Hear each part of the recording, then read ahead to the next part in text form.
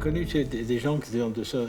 J'ai appris pendant beaucoup d'années avec un ami proche, Georges Folders, Oui, qui a appris chez lui il y a beaucoup d'années. En fait, c'était le groupe Lévinas, Folders, oui, etc. Et je me rappelle justement à propos, une fois j'ai demandé à Georges, comme ça par curiosité, justement par rapport au mystère de Chouchani, j'ai dit Georges, vous avez appris pendant tellement d'années chez Chouchani et tellement proche, ça vous jamais demandé, ça vous jamais la curiosité de demander, mais qui vous êtes? Racontez-nous un petit peu, comme c'est quelqu'un, c'était pas quelqu'un qui était venu un cours ex-cathèdra une fois. Et Georges m'a dit, écoute, si j'avais posé, d'abord il dit, jamais personne qui était dans le cours n'aurait jamais osé poser cette question. Des vrais élèves auraient vraiment osé poser la question. Et si on avait posé la question, il me dit, je pense qu'il m'aurait regardé comme un misérable qui n'a rien compris.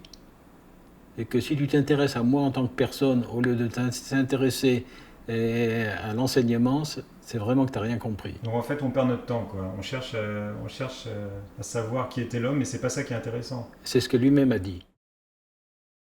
Je me rappelle d'une fois que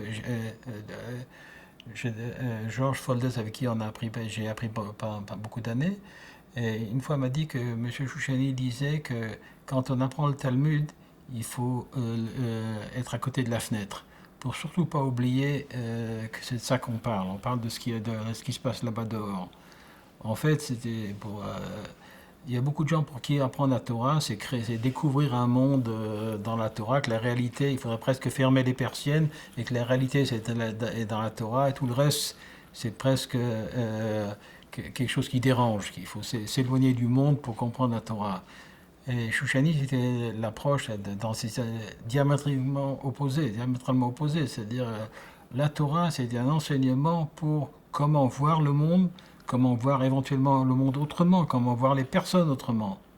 C'est ça qui vient d'être découvrir dans la Torah une autre façon de voir le monde. Mais c'est du monde qu'il s'agit, c'est de ça qu'on parle. C'est beau. C'est magnifique, ouais, c'est surtout très important. Et ça, il faut opposer ça par exemple à une école comme l'école de Brisk, qui pense que toute la Torah c'est un monde virtuel. Selon Chouchani, la Torah ramenée vers le monde et vers l'autre.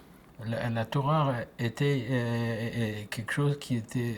c'est un enseignement pour vivre la réalité, pour peut-être transcender la réalité.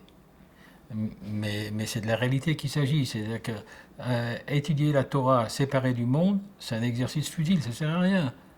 La Torah a été donnée pour nous mesurer dans un monde qui a l'air un monde indifférent.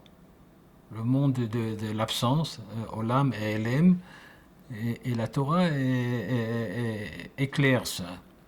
Mais elle éclaire le monde, c'est la torche qui va éclairer le monde, c'est pas là pour suppléer le monde.